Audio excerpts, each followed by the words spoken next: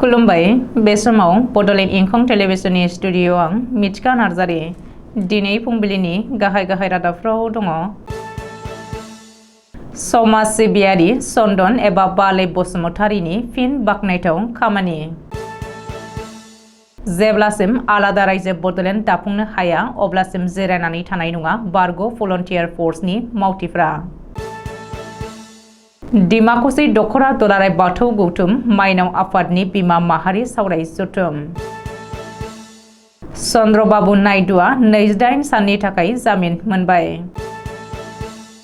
चिरां पुलिसआ गंसे पिस्तलजों लोगोसे सासे हमदों।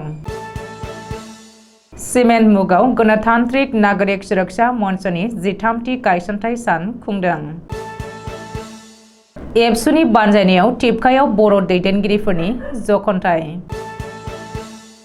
सानसेनि हाबाफारि लानानै बासबारि H&M कलेजाव फ्रेशमेन स'सियेल डे खुंदों। दानिया फैदोनि आबुं रादाबाव।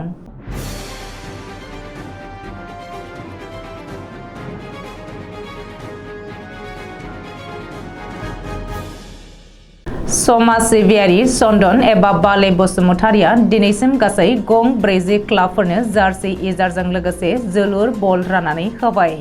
फिन खेब समाज सिबियारि चन्दन एबा बाले बसुमतारिनि बाखनायथाव हाबा। लाइमोनफोरखौ गेलेनाय बिथिङाव जौगाखांहोनांगौनि थांखिजों सिगां समाव गुबुन क्लाबफोरनो जार्सि इजार आरो जोलुर बल राननाय बायदिनो मंगलबारखालि गसाइगावनि खासियाबारि आर'नाइ गेलेग्रा फोथाराव गासै 3 क्लाबफोरनो जार्सि इजार आरो जोलुर बल राननानै होनायखौ नुनो मोननाय जादों। बे हाबाफारियाव बिथांजों लोगोसे मिरु UPPL दोलोनि लाइमोननि सासे नेहाथारि प्राणजित टप बिथांजों लोगोसे खासियाबारि ओनसोलनि माखासे सानसुमै रायजो राजाफोर आरो 3 क्लाबनि आफादगिरि नेहाथारि गोबां गेलेगिरिफ्राबो बाहागो लादोंमोन। बर' माहारिनि रैखाथि आरो थामोनथायनि थाखाय जेब्लासिम आलादा रायजो बडलेण्डआ सोरजिजाया अब्लासिम बै समसिम बारग' भलन्टियार फर्सनि मावथिफ्रा जिरायनानै थानाय नङा। आलादा रायजो बडलेण्ड सोरजिनो हानायनि थाखाय संबिधाननि आयेन बायदियै बर'फ्रा मोनथाय दङ। नाथाय भारत सोरखारा बर'फोरनि दाबिखौ सुफुंनो हायाखै। बे गोख्रों बाथ्राफोरखौ बारग' भलन्टियार फर्सनि लोगो आफादगिरि बान्दु ब्रह्मआ बुंथिदों। बड'फानि सिमां सानस्रि आरो बोसोनखौ सिगाङाव लानानै डु अर डाइ आरो थां आरो थांनो हो। बड'फानि सिमां सानस्रि आरो बोसोनखौ सिगाङाव लानानै गासै बर' माहारिनि थाखायनो अराय सम खामानि मावलांनो बिथांखि लानाय बारग' भलन्टियार फर्सआ संकसनिफ्राय सानजाहा सदियासिम बुरलुंबुथुरनि साहा आसामखौ खावसे बोखावनानै आलादा बडलेण्ड सोरजिनो थाखाय सोमावसारनो गोख्रों बिथांखि लानायखौ बान्दु ब्रह्मआ फोरमायथिदों। बडलेण्ड सोरजिजानायनि सोमावसारनायाव जेसेबांखि जेंना जेंगोना फैया मानो बडलेण्ड सोमावसारनायाव बारसोमगोन। बेनि थाखाय गोबां बर' रायजो राजाफ्रा जोंजों दं होननानैबो बुंथिबावो। बेजों लोगोसेनो बर' माहारिनि बिफा बड'फा उपेन्द्रनाथ ब्रह्मनि मावलांनाय खामानिनि आरो बोसोनफोरखौ बिथाङा रायखाङो। अदालगुरि जिल्लानि सिङाव थानाय डिमाकुसि दख'रा दुलाराय बाथौ गौथुम माइनाव आफादनि खुंगा 10थि बिमा माहारि सावराय जथुमा दारगासुबा बाथौ थानसालि लांगोना फोथाराव साननैनि हाबाफारिजों खुंफुंजादों। मंगलबारखालि बेनिनो गेवलां मेल जानानै थाङो। गुबै बर' हारिनि बाथौ धोरोमनि नगेन बर' गोसोखां गेवलां सावरायमेलखौ बेखेवनानै होयो आसाम आयेन आफादनि बुंथिगिरि बिस्वजित दैमारिया। लोगोसे गाहाय आलासि महरै बाहागो लायो दुलाराय बाथौ गौथुम माइनाव आफादनि बोसोनगिरि फुलेश्वरी नार्जारिया। बे हाबाफारियावनो डिमाकुसि दख'रा माइनाव आफादनि आफादगिरि मर्गेश्वरी रानी ब्रह्म आरो दुलाराय बाथौ गौथुम माइनाव आफादनि बोसोनगिरि फुलेश्वरी नार्जारिमोना बाथौ धोरोमनि सोमोन्दै गुवारै फोरमायलाङो।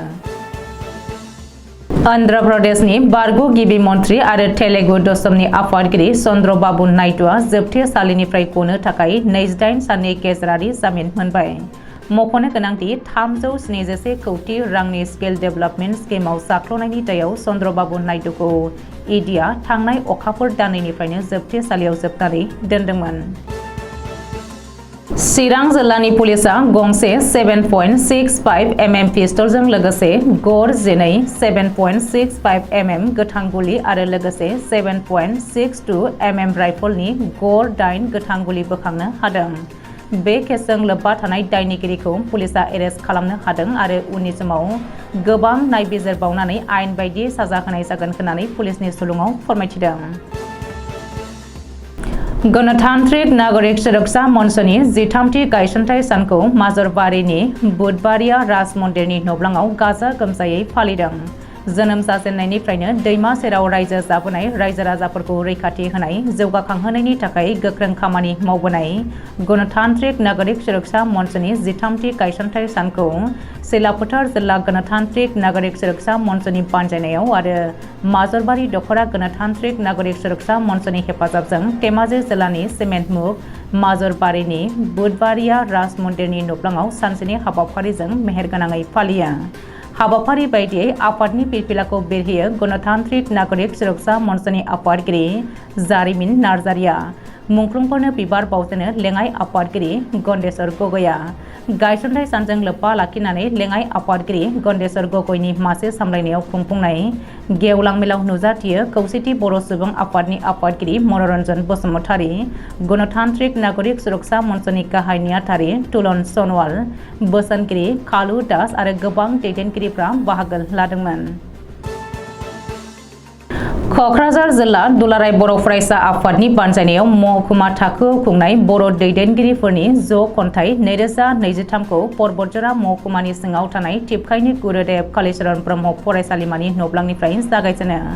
क'क्राझार जिल्ला एबसुनि आफादगिरि कृपेश दैमारिया मासि लानानै दैदेननाय बिटिआर आरो BKWSI गावखुंथायनि गेजेरजों बर' माहारिखौ मोनसे गोख्रों हारि महरै दानाय आयदाखौ लानानै खुंनाय सावरायमेलखौ बेखेवनानै होयो मिरु एबसुनि लोगो आफादगिरि खोरोमदाव वारिया आरो बे मेलाव गाहाय बुंथिगिरि महरै बाहागो लायो दुलाराय बर' फरायसा आफादनि आफादगिरि दिपेन बर'आ।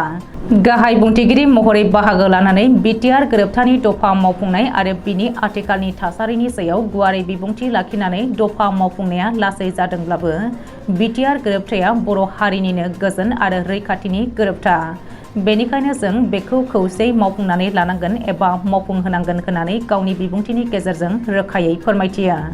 बे सावरायनायावनो बर' हारिनि आथिखालनि थासारिनि सायाव थुलुंगाखां एबा मेहेरगोनाङै बिबुंथि लाखियो साहित्य अकादेमि बान्था मोनगिरि जनिल कुमार ब्रह्मआ।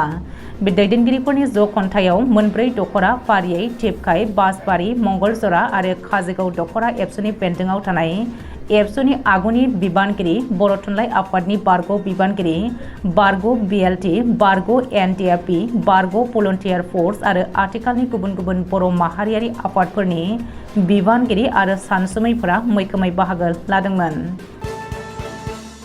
क'क्राझार जिल्ला परबतजरा महकुमानि सिङाव थानाय हितेन्द्रनाथ मोसाहारि कलेजनि फरायसाफोरनि बानजायनायाव गोदान फरायसाफोरखौ बरायनाय हाबाफारिया मेहेरगोनाङै जोबलाङो।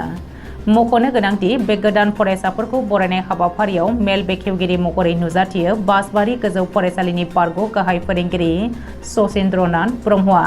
लोगोसे गाहाय आलासि महरै नुजाथियो गसाइगाव कलेजनि फोरोंगिरि प्रदीप कुमार दासआ। बे हाबाफारियावनो बाहागो लाबावो बासबारि हितेन्द्रनाथ कलेजनि गाहाय फोरोंगिरि रमेन्द्रनाथ रयआ। मख'नो गोनांदि बे फ्रेशमेन स'सियेल डेआव साबसिन फाव खालामनो हानानै मिस्टार फ्रेशार्सखौ मोननो हायो पिंकु ब्रह्मआ।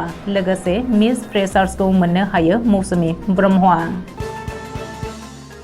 दिनै फुंबिलिनि रादाबा एसेनोसै। गोजोन्थों।